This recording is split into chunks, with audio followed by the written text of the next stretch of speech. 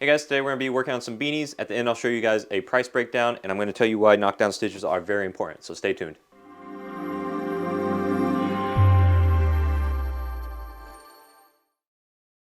So like I said, I do have a bunch of beanies I want to run here with you guys today. I'm going to show you guys what my process is for getting these beanies set up and embroidered out. I have already done half the order here. The black beanies are done. I do have some forest green ones that I have to run with this same exact design. This one I am wearing. It is one of my customer ones. I am going to replace the beanie because I accidentally did it upside down. This is something when I set up the beanie in the software, I always flip it because I'm used to flipping the design for hats.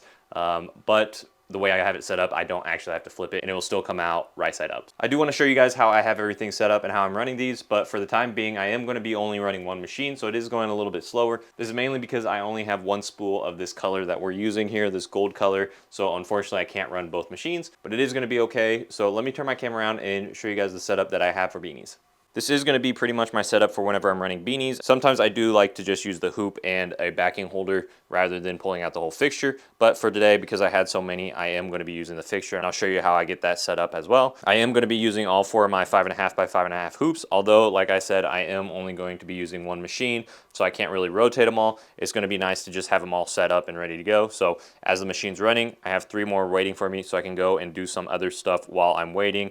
Once the one is complete, I can pop in the next one and I still have 2 more left waiting for me before I have to get everything rehooped. As for the stabilizer, we are going to be using this 3-ounce cutaway stabilizer. I am using the black one opposed to the white stabilizer just because we have a darker colored beanie. Not that it's going to matter too much, so a white stabilizer would be okay, but because I have the black stabilizer, I'm going to go ahead and use it. And then, of course, I do have my beanies stacked up, and we'll get these set up here in a second. Ignore these threads. I was just restocking for my embroidery machine, obviously picking out the more common colors just to have them available. I do need to figure out where to put them on the thread ball. But for this project, let me go ahead and get you guys on a tripod, and I'll show you guys the entire process from getting the beanies ready to getting it hooped up to getting the embroidery done, as well as talking about the knockdown stitch, why it can be very helpful and important to do on beanies, especially since it is a bit of a puffier material. Make sure to stay tuned until the end. I'm going to go ahead and give you guys a breakdown of how much I made with these beanies, including all the costs and everything. Total, it is going to be 30 beanies, so I'll tell you guys the profit, how long it took, all that good information at the end. Like I said, let me get you guys on the tripod, and I'll bring you guys right back. We are going to be using all of these hoops, but for now, I do want to get the beanies set up first, so I'm going to get these out of the way. With these beanies, we have about 15 to do. I am going to go through and go ahead and get these all ready, but this is how I make sure I get them all prepared. Basically, when you are taking these beanies, and you keep in mind we're going to be embroidering on this part right here, what I like to do to get it hooped up is just pull the inside out like so. So this is still technically going to be facing outward, and the beanie is going to be inverted like that. One thing I'm going to mention is these beanies do have a tag on one side. Realistically, it doesn't matter, but for the sake of consistency, I like to mentally keep that as the back, so I put these down like that. I'm going to go ahead and get these all inverted, and then I'll show you guys how I get these hooped up on the station. All right, so there we go. This is my stack of beanies, all inverted, ready to go. Next thing we're going to be talking about is the hoop and the freestyle station. This is the Mighty Hoop Freestyle Station. This is for the 5.5 by 5.5 inch hoop, which of course is what we're using today. Like I said, I do have a bunch of hoops that I'm going to get prepared, but for the first one, I'm going to show you guys how I do this. Basically, you just get it set up like you would for anything else by putting in the bottom hoop here, and then open up these magnetic tabs. These are for holding down the stabilizer. As for the stabilizer, I am going to be using, I think I mentioned before, 2 sheets of 3-ounce cutaway stabilizer. This is just something that's going to give the design a bunch of support, especially on a beanie that's such a loose knit fabric. I don't want that moving around if the customer is washing it and, you know, wearing and all that stuff. This is going to ensure that the design is held very well. And then go ahead and flip these magnetic tabs over. As for getting the beanies on the hoop itself, let me get you guys into a closer shot so you can kind of see everything. There are small little specific things that I like to do to get ready, but otherwise, if I do miss anything or if you have any questions about this that I don't really address, definitely let me know in the comments. But let me get you guys moved over here real quick. All right, so I'm behind the camera here. Basically, this is a POV of what I'm seeing. Hopefully you guys can see everything clearly as well. I have the beanies over here, the top hoop there, and then I have my extra hoops that you guys can't see off screen right there. That's when, once I'm done here, I can go ahead and get the next one ready like so. For the beanies, how I like to hoop them, as I mentioned, one side of these have a tag, so I keep that on the bottom. And I go ahead and throw it up all the way so it's nice and tight. And then I pull this down, and from kind of doing these for a while, what I like to do is leave about 1 inch to 2 inches from the bottom of this tab to the top of the cuff here. And that is going to go ahead and be pretty centered for when I hoop this. You can kind of see This section, this 3-inch section that we are working with, is going to be more in the center.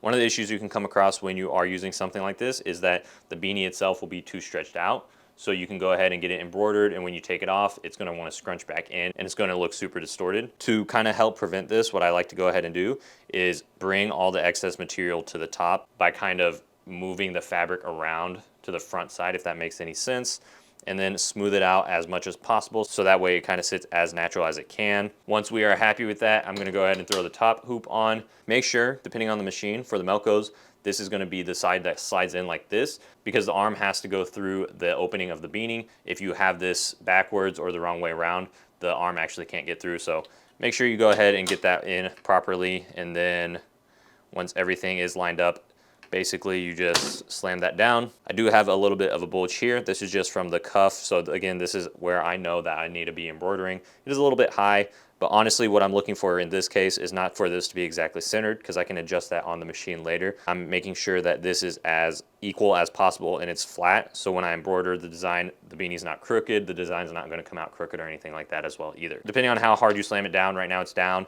The tab is holding it in right here. What you can do is simply just reach in here, pull that tab, and it will pop it back out for you. Then you can simply slide it off. With everything hooped up, ready to go, let's go ahead and get this over to the machine. I'll show you the settings as well as the knockdown stitch that we're going to be doing. Okay, so before we get the beanie onto the machine, I do need to change out one of these threads, and the reason being is what I want to discuss is the knockdown stitch. For the black beanies, I've already gone through and done all of them, and they do have the knockdown stitch, as you can tell here.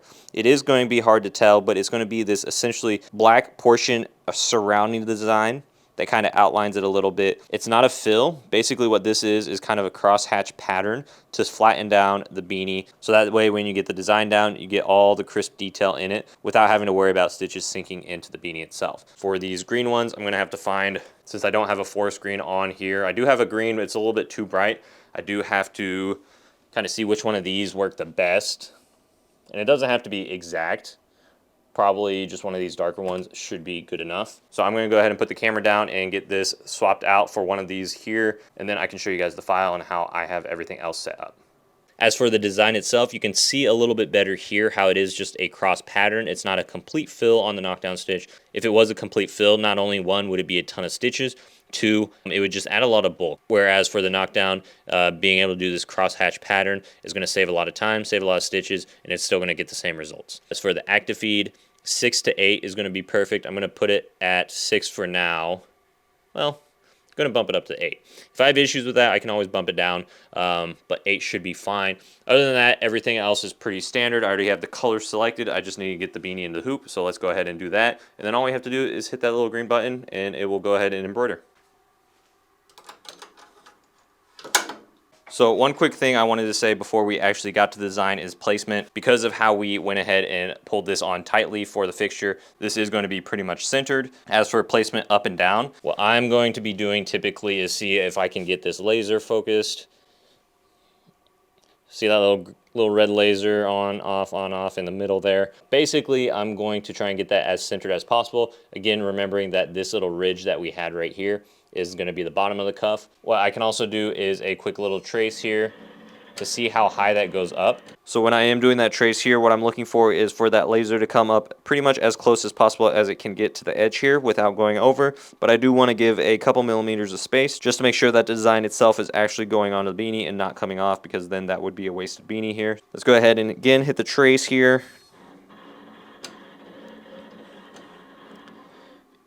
And I do have a little bit of space, so I'm going to bring this up. That is pretty spot on, so I'm going to go ahead and get that going. And again, after I hit go and this starts running, I can go ahead and get these other 3 hooped up, and they'll be waiting to go ahead and get done. Like I said, I have 15 beanies here to do. They take about 8 minutes each, so this should be done, assuming no issues or anything in between. And then after all that, we do have to get them cleaned up. Again, make sure to stay till the end. I'll give you guys a complete breakdown of the time, cost, and materials, how much profit, all that good information. Hopefully answer a lot of questions that you guys may have, so make sure to stay tuned. Otherwise, let's go ahead and get this job done.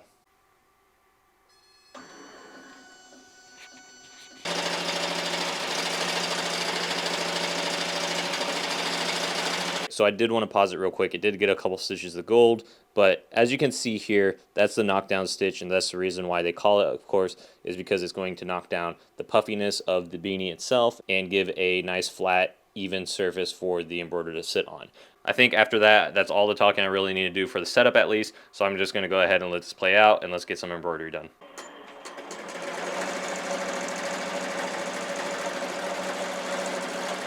All right, we are completely done embroidering the 4-screen beanies. I do have 2 spares that I ended up not using, so I'll go ahead and add those to my stock. So if somebody needs one in the future, or maybe he wants some extra ones, I'll just have some available. But now all we have to do is get these cleaned up. So let's go ahead and get these cut up, and then I'll see you guys after. Cool, we have all the beanies cut out, so all the stabilizer is done like that. Because we are using the EMT 16X, we don't have too many threads that we got to go through and burn or cut off. But that is pretty much it. Now I just need to go through these and pull the tops back out, and essentially there we go, we have a finished beanie. Some of these do have some threads sticking up like so on the front side, so I do want to make sure those are clean by just snipping these out like so. This part shouldn't take too long. Cutting the stabilizer only took 10 minutes, and this should be a lot quicker, maybe a couple minutes here and there. So I'm going to get these all stacked up, and then I'll bring you guys back to do the complete breakdown. All right, I've got all the beanies done, cleaned up, as well as the breakdown for the pricing, the time, and everything in front of me here. Typically, I do ramble a little bit, so I'm going to try and do my best of not rambling too much and just stating all the numbers so you guys have it here in front of you. I'm going to kind of sit off to this side a bit so you can see me, and I'll do my best in post to put all these numbers here if you are a visual person. For the time that it took to do these, I timed it when I was doing the black beanies. As for the 4-screen ones, since I was recording, it did take a lot longer to set up the camera and get certain shots and whatnot. So I'm going to be using the time that I used on the black beanies, which it took me about 2 hours and 5 minutes. If we double that for the green beanies, we're looking at about 4 hours and 10 minutes for just the embroidery time. And then if we add in the time that it took me to clean up the stabilizer as well as any excess threads and stuff, all in we're at about 4.5 hours of time to produce these beanies. Keep that in mind, so when we do the how much we made, the profit at the end, we can break that into kind of an hourly rate if you want to do that. But all in about 4 hours and 30 minutes for producing the beanies. As for the expenses on these beanies, what we are looking at is the beanie itself, the stabilizer, the thread, as well as the bobbin. For the beanies, we are looking at only about $3.08 is what I paid per beanie. For 30 of them, that would be totaling $92.40. For the stabilizer, I do buy this in bulk wholesale prices from Gunnell, so we are looking at 12 cents per sheet of stabilizer. We ended up using 60 sheets total, 2 per beanie, which is a total of $7.20 for the whole job. For the bobbin, I get my bobbins again wholesale from Filtech, so it is a bit cheaper. I'm looking at about 32 cents per bobbin. For the project here, we did end up using about 5 bobbins. They weren't full bobbins, and I still have some leftover bobbins, but ultimately I just rounded up to 5 bobbins, so we're looking at a total of about $1.60 for the whole project. And thread for these projects are a bit difficult to calculate because at the end of the day, you're not using a whole spool of thread. It's really difficult to calculate exactly how much thread you did actually use. But for projects like these, honestly, if you purchase a whole spool of thread, a specific color maybe, for the project, it still ends up being very profitable. So for these, I'm going to count it as if I had to purchase these colors brand new. I get my Madeira thread from Allstitch, which typically ends up being about $9.10 per spool. So for 3 of them, which is the black, the gold, as well as the green that I used, it would be a total of $27.30. All in for the expenses, we're looking at $128.50 for my cost going in for these beanies. As for the revenue side, we are looking at just the cost of the beanie as well as the sew out. For the beanie cost, I charge my customer $3.08. This is because he does have wholesale access, and it was just easier for me to get these purchased, charge him my cost, and get them embroidered on. As for the embroidery part, for these beanies, we are looking at about 6,000 stitches. For my prices at this quantity with that amount of stitches, I charge $6.75 per beanie to get sewn out. So essentially for each beanie for my customer, it was about $9.83. That gives us a total of $294.90, not including any taxes or anything. Again, we had a total of 30 beanies, so just simply multiplying the $9.83 by 30, that's how we get that. And assuming my math is correct and everything will be tracked out here, we are looking at a profit of $166.40. Again, this doesn't include tax or anything like that. but we take that number divided by the 4.5 hours it took us to do the whole entire job. We are looking at a total of about $36.98 or $37 per hour. For this job, I'm really happy with these numbers. Ultimately, those numbers are going to change depending on what you charge for the beanie as well as what you charge for the embroidery cost. For example, if I have a customer and I'm not charging wholesale and I'm marking the beanies up a little bit more, maybe doubling the cost of the beanies, it would be significantly higher. But like I said, I'm very happy with this, and hopefully my customer is just as happy as well. That is all in all the total breakdown. Hopefully I didn't ramble too long. I try to keep this short, but there's a lot of information in there and I want to give that information to you. If you do have any questions, leave them down in the description below. I'd be more than happy to try to answer them. I try to get to them as quick as I can and answer them as straightforward as I can as well. Otherwise, hopefully you guys found this video entertaining. Hopefully maybe even educational here at the end. Either way, I hope you guys have a great day. Take care.